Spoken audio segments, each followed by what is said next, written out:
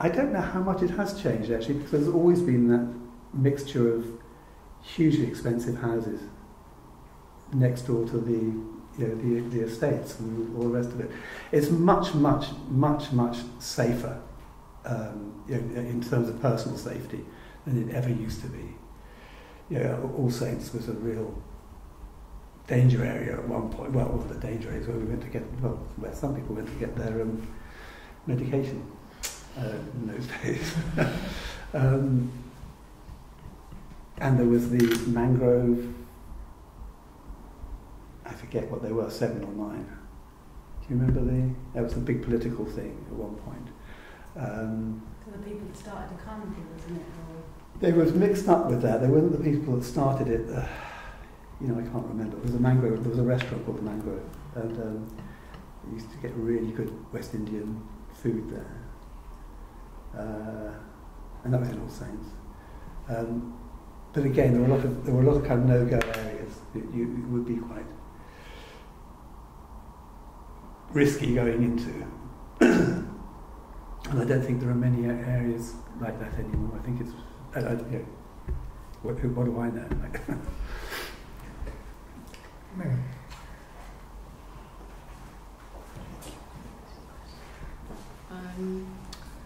Are there any community events that are catered for different types of people in the area? Are there? Again, I don't know if the carnival, obviously, which is pretty universal now. So I don't know. It's an area I just don't know about. Has the population changed? Only as far as I know, different. At one point, I think there were a lot of some people from Somalia came here, and then I think there was a point where a lot of people from. I mean, there are other different communities. The Portuguese community. You've got that great Lisboa, where you get such good custard tarts, and I think so there is a changing population, but I don't know the ins and outs of it all at all. Any other questions on events in or around the town? You said you're chairman of the Residents Association. Apart from improving the maintenance of the building, what else do you think that the Residents Association could do to improve the community aspect of the town? Well, one thing we want to make sure that the room that you were in, where it sounds like there's a dead mouse or a dead rat, or I don't know, dead concierge could be anything, to get that used. And we're looking at the possibility of getting an internet service in there, so that people could, people who haven't got high speed broadband, people could do their homework down there. Well, that's one possibility. We're planning to start a website for the occupants, because it's like a village, but people don't know, so they don't. No one knows whether there's a plumber on the 5th floor and whatever. So we want to do have it with news about what may or may not be happening, and we want to have it so that if you want a babysitter, you could advertise for, or somebody to help you with the click, whatever, to do like a little website like that, a community website. That's one other thing. Last year we did. You saw JP earlier, didn't you? Yes. And he organised a family fun day last year, which wasn't bad. We might look at doing something like that again in the future, but we probably want to do a bit more of a lead up to it. But again, it's getting people talking and knowing that they're part of a community rather than not knowing who their neighbours are, or however that is at the moment. So it's all in the conversation, really. How do you inform people about the community event that you're setting up within Trellick Tower? We haven't set that up yet, but when we do, we do, at the moment we do it with posters. We put them up in the lift for somebody to take down, and outside the lifts and like that. Yeah. But again, if we had a website, we have done one so far. It's actually up in Trellick Tales at the moment. There's a newsletter thing, which is like a one-page, which was the first one we've done, but I want to develop that. That would become part of the website, a newsletter, but we also wanted to print it out so that people can pick it up and find out what's new in Trellick Tales, and there's a lot of stuff that we can put into that. Whether it's, I wanted to, the next one should be saying thank you to JP for the work he did over the last 4 years, but again, it's a matter of mustering the troops so that they're all doing what they say they're going to do when they say they're going to do it. So it might be a few years. Do people actually pull down posters and stuff in the lift? Some people do. I mean, I know I've done it myself. If I think, well, what am I sticking that poster on my mirror for? This is a lift, not a... No, so I think it depends on what it is. Sometimes people, put up whatever they feel like. I think it should be for things that are relevant to the residents. Like your poster is relevant to the residents. But selling their bicycle isn't necessarily anything to do with, that's more... But again, that would work on the website. Mm-hmm. So, yeah. What's the most bizarre poster that you've seen? So I've seen here? Yeah. That you're like, what is this? The most bizarre person? Yeah. I don't know. One of the strangest is the chap that's got 2 crutches and can only just walk. And I don't know what's the matter with him, but he says he jumped out of his balcony. So that was it's kind of a bit strange talking to him. Did he say why he did Do you know who I mean? Do you know who's talking about? No. Why did he do that? I suspect he wasn't very happy. I mean, I just don't know. Here? Oh, okay. Yeah. So there was another bit. One bizarre moment was when there's a guy called Sean who's actually on the committee as well, and he said to me, I found this cat and I've got it in a box in my flat. Do you know whose it is? And I thought, he's got this cat and he's looking after it and he's got it. And then I heard this other guy who lives on the 30th or 31st floor, and he said, oh, my cat, I didn't know he lived on it, my cat jumped ship the other day. Just jumped off the balcony. And I realised the cat was no longer a cat. Down to cat heaven. He jumped off the 31st floor in its bid for freedom. He was depressed. It's more pressed than depressed, I think. Anyway, yeah. Earlier you said that you've always kind of wanted to live in Trellick Tales. Yeah. Is that right? So what does Trellick Tales mean to you then? I'm always been interested in architecture, so I just like the building, and I know it's Marmite. Some you love it or you hate it. Always liked it. I love living high up, and my wife's from South Africa, so it's something about a big sky that's very appealing. You can see for miles and like that. So that appeals to me. And then it's that whole thing of I do think it's like, I know somebody else has said it, but it is like streets in the sky. It's like instead of a long stretchy road, it's a stacked road, stacked street. I like that very much. Yeah. So how do you feel now that you've finally managed to get a home in Trellick Tales? Because it's clearly an aspiration for you. So how do you feel when you're moving in? Well, having been here for a while, you mean? Well, on the day that you finally were able to open doors and this is my home, how did you feel after it being an aspiration for you for so long? I find that one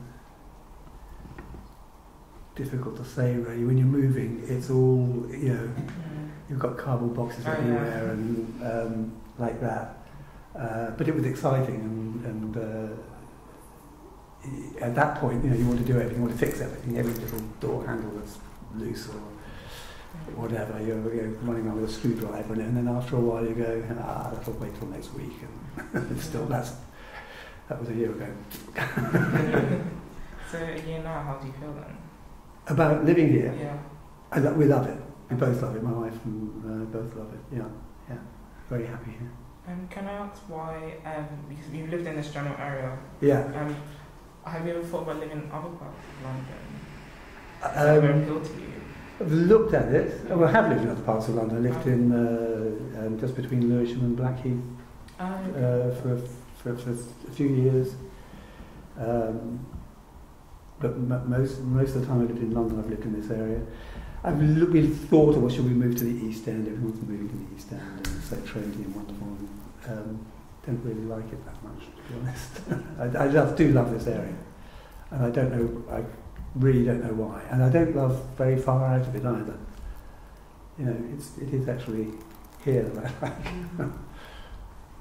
Can you see yourself living in Trellick Tales for a long time? Well, as long as I've got. Not that long. Yeah, absolutely, yeah. But settle here. Then we're settled here.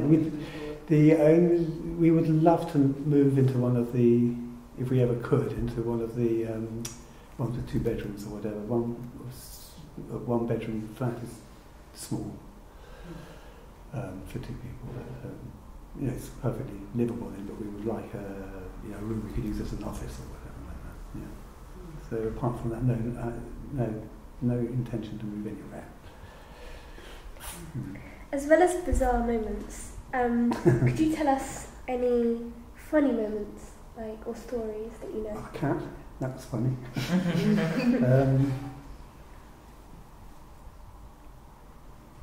No, I haven't been here long enough really to have any particularly funny moments.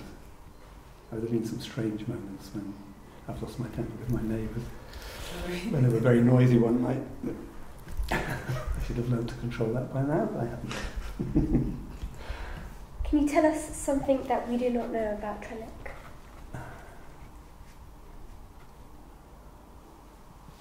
Do you know about the boiler room? No. Okay, you know the bubble on the side of the lifts? You're right up at the top, there's a kind of, looks like an observation platform, you know what I mean? Mm-hmm. And it always looked exciting to me. I thought, that must be wonderful up there, there must be something special. It's actually a boiler room. And when they opened the building, all the heating was through oil-fired central heating from there. That's where all the boilers were, where all the oil went, blah, blah, blah, blah. And then about 3 years later, they had an oil crisis. And they closed it down, haven't used it since. So that room, and it's got all the equipment in it, and all the asbestos, has got all these boilers and blah, blah, blah, blah, blah. It looks like it's set from a James Bond baddie set, the huge, those big things that you turn and the steam comes out and gets the whoever. And it's just sitting there, and they've looked at different times that maybe we should do something with it, and no one's come up with any ideas what they can do with it, which is a shame. We're still looking, because if we could find some way of getting it, it would cost a lot to get the equipment and the asbestos out, but not that much. And what would you do with it? It would make a fantastic restaurant, but then it's a domestic building, so then maybe a nightclub, and it can be too noisy. A cafe, maybe? A which? Cafe? Possibly, yeah. So we're kind of looking, but